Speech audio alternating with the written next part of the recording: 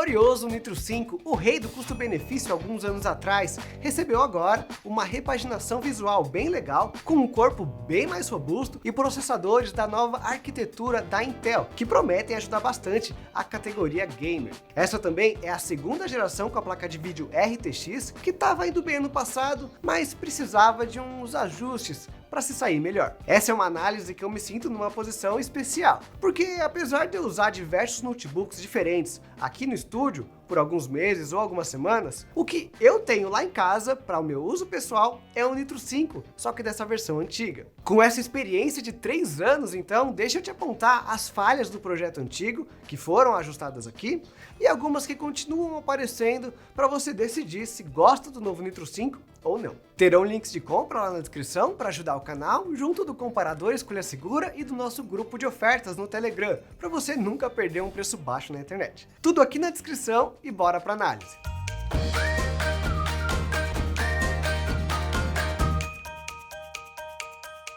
Para começar, apesar do Nitro 5 ter várias versões diferentes, uma para cada geração de processador praticamente, essa é a primeira que trouxe uma grande mudança na carcaça do notebook. O vermelho tradicional da série foi substituído, pelo menos na parte externa, e os detalhes foram bastante simplificados, trazendo um perfil mais reto, mais simples e também bem mais pesado, mas vamos por partes. O notebook traz o atual kit padrão de entradas para modelos gamer, com 3 USB 3.2 nas laterais e a Thunderbolt 4 aqui na traseira. A quantidade pode variar e alguns modelos jogam aqui também uma USB tipo C, mas no geral é esperado que você encontre a Thunderbolt em todos os modelos desse ano, o que é algo positivo. O 3.2 serve para você transferir arquivos menores ou plugar algum dispositivo, e o Thunderbolt 4 para passagem de dados numa velocidade maior, como por exemplo com um SSD externo, com todos os seus jogos dentro. Como os títulos estão cada vez maiores, essa tem se tornado uma opção bastante interessante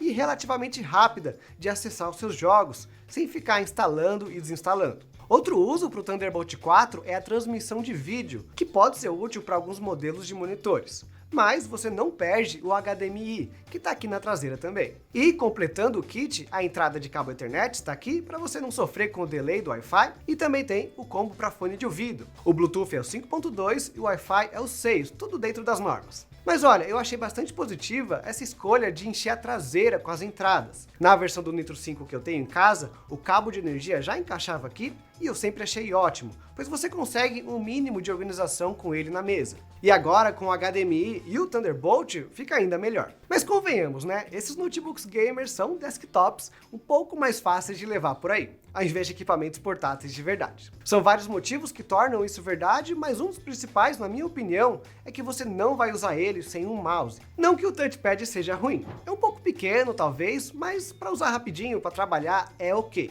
Eu só apontaria que tanto o touchpad como o teclado e até a tampa, elas sofrem muito com marcas de dedo. Algumas empresas começaram a lançar os seus notes com mais texturas para evitar isso, mas como o Nitro 5 é liso, ele pega a marca logo no primeiro dia de uso. Não deve demorar mais de uma semana, se você pega bastante o Note, para você sentir a necessidade de já limpar ele. Limpar o seu notebook com frequência é uma boa ideia independente do motivo, só que não precisava ficar tão marcado também. E como eu comentei, tudo isso inclui o teclado. E falando nele, o seu perfil é bem baixo e especialmente mole, tanto que pode até incomodar algumas pessoas. Eu costumava gostar bastante dele, só que, bom, ele tem um ponto fraco. Curiosamente, por ser mais mole, parece que ele cansa mais quando eu estou trabalhando, digitando bastante. Muito mais que o meu teclado semi-mecânico, por exemplo, que eu uso com desktop. Só que o pior nem é o toque, e sim que algumas teclas parecem perder um pouco da sensibilidade com o tempo. Aí você precisa apertar fundo ou várias vezes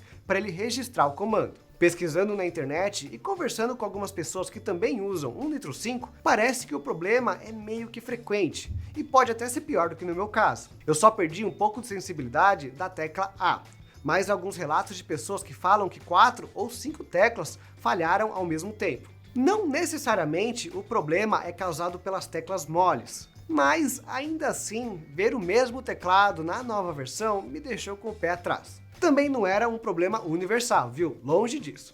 Então torcemos para que seja algo ainda mais raro agora, mas sempre fique atento. E já reclama com a loja, aciona a garantia caso alguma tecla comece a dar problema. Ela pode ser apenas a primeira de um grupo maior. Passando agora por mais alguns detalhes da parte superior, a superfície entre a tela e o teclado é toda furadinha e serve como entradas de ar para as ventoinhas que soltam calor pela parte de trás e de baixo. Formam um jato até que forte, viu, nessa parte, então cuidado para não deixar um chocolate atrás do Note. E a tela ficou numa posição um pouco mais alta, com dobradiças bem rígidas, um ponto de melhora inclusive comparada com o modelo que eu tenho em casa. Falando na tela, ela não impressiona na qualidade de imagem, mas entrega o necessário. Resolução Full HD, com um painel IPS, de baixo contraste e cores limitadas. O que ele traz de positivo é a frequência de 144 Hz. Esse sempre foi o caso para o Nitro 5, mas agora pode ser ainda mais relevante, pois a força extra da RTX com um processador novo aumenta aqui a quantidade de jogos que rodam numa taxa de quadros acima dos 100 ou 120 quadros por segundo. Comentamos logo mais sobre o desempenho, mas antes eu queria te mostrar a parte interna do Note. E antes disso, eu também queria te lembrar de se inscrever aqui no canal e deixar aquele like que nos ajuda bastante. A abertura é bem simples e olhando internamente a gente não vê muitas mudanças. Se eu pegar o nosso último vídeo de um Nitro 5 e comparar aquela versão com essa, vocês percebem que quase tudo está muito igual. Apenas com dissipadores passivos mais altos, mais espaço atrás para as entradas e um remanejo das memórias RAM. As ventoinhas não são maiores, mas funcionam bem. O único problema do Nitro 5, nessa versão e nas outras, é que elas fazem muito barulho. Talvez até por conta do tamanho reduzido. Não tem muito o que fazer, porque não dá também para você desativar elas. Tem que comprar um fone de ouvido e ligar o som quando você estiver jogando. Pelo menos trabalhando, mesmo ligado na tomada, o Nitro 5 fica em completo silêncio. Então o barulho é só um problema quando você estiver jogando mesmo. E a performance desse sistema de resfriamento está dentro do esperado. São peças mais potentes agora, que esquentam mais, porém isso não significa que ele teve problemas de calor. Na verdade, alguns jogos ele até conseguiu segurar em 80 graus, nem chegou no 90 ou 95, igual alguns modelos de notebook mais problemáticos. Esse também sempre foi um ponto forte da linha, então nenhuma surpresa até agora. Olhando para as memórias agora, o Nitro 5 vem com espaço para 2 RAMs, mas infelizmente apenas com uma preenchida. De longe, esse é o ponto mais fraco do notebook, ainda mais agora na nova geração, pois você sente que a RTX e o processador ficam bem abaixo do desempenho esperado. Eu diria que nem é uma recomendação, é uma obrigação você comprar uma segunda memória para o Note, ou então você está jogando aqui o seu dinheiro fora. Comprou um carro novo, mas está rodando sem pneu, é praticamente isso. É uma falha da Acer e também de todas as outras marcas que insistem em jogar esse custo para o usuário, ao invés de trazer a máquina fechadinha e já bem bonitinho. Por sorte, uma memória RAM para notebook não está mais tão cara, e o Note é fácil de abrir, então não importa qual marca você escolher. Já põe no carrinho uma RAM de 8 GB também, para atualizar ele assim que chegar em casa. Por outro lado, a Acer não economizou na disponibilização para armazenamento. Ele veio com 500 GB NVMe instalados, que é uma memória super rápida, mais de 4.000 MB de leitura e de escrita. E se você precisar de mais espaço, existe outra porta NVMe e a possibilidade do SATA também. Não recomendo que você compre uma memória SATA para encaixar aqui, mas caso você já tenha uma em casa, tem essa opção de expansão também. Você vai precisar abrir o Note de qualquer jeito para instalar a RAM, então aproveita e já inclui aqui o seu SSD antigo. Por fim, bateria de 54 Wh, que é curta, mas tudo bem. Essa não é uma máquina portátil de verdade, você só vai precisar ficar na bateria por esse tempo mesmo para trabalhar rapidinho enquanto você está indo até a tomada. Vamos fechar ele agora e concluir a parte externa falando das suas medidas. O Nitro 5 é um Note de 15.6 polegadas com uma carcaça um pouco maior que de costume. Ele ganha alguns milímetros tanto no comprimento como na altura, que juntos com algumas mudanças nos materiais da parte interna, resultam num bom ganho de peso. Geralmente, os notebooks gamers ficam com algo entre 1,9 kg e 2,1 kg, mas o Nitro 5 novo chegou com 2,6 kg. Chega a ser meio quilo a mais que alguns modelos, que faz muita diferença. Eu vou até admitir que eu estava considerando atualizar o meu Nitro 5 para esse daqui, para ficar com a mesma marca, mas esse aumento de peso complica um pouco, viu? Quando eu considero que ele também é usado para trabalhar. Às vezes eu preciso trazer o Note aqui para o estúdio, e o Nitro 5 antigo já é ruim. Esse aqui, mais pesado, é chato até com o Uber. Por isso que eu digo e repito, considere que esse Nitro 5 é um desktop um pouco mais fácil de transportar, ao invés de um notebook portátil. Aí você tem uma imagem melhor de como é a experiência com ele. Mas vale a pena carregar esse peso todo por aí? A performance é boa mesmo? Bom, aqui dentro o Nitro 5 carrega a RTX 3050, junto de um processador i5 12500H. São 12 núcleos separados entre 4 de performance e 8 de eficiência. Essa arquitetura nova, que traz dois tipos diferentes, tenta melhorar a eficiência energética para tarefas mais simples, enquanto entrega bastante potência para programas que demandam mais, como os jogos. No Cinebench, ele pontuou 14.288 pontos. Só que tem uma questão aqui. Apesar do Cinebench trabalhar bem com essa arquitetura, isso nem sempre é verdade. Algumas vezes, rodando o teste de 10 minutos, os núcleos de performance ficaram bem limitados no mesmo nível dos eficientes, e a pontuação final caiu para quase metade daquele valor maior que eu já te passei. Parece que o núcleo eficiente, vamos dizer, pegou o Cinebench para ele, o que diminui a energia gasta para concluir o teste, mas o objetivo não é esse, é terminá-lo o mais rápido possível. Rolou essa falta de comunicação, talvez, mas olha, para os jogos eu fiquei observando a atuação dos núcleos de forma individual, e em nenhum caso o mesmo problema ocorreu. Eu acho que eu precisaria encontrar algum jogo que segure o uso da CPU lá em 100% por bastante tempo. Mas isso é difícil, até com os mais pesados. Geralmente são saltos de uso e não algo constante,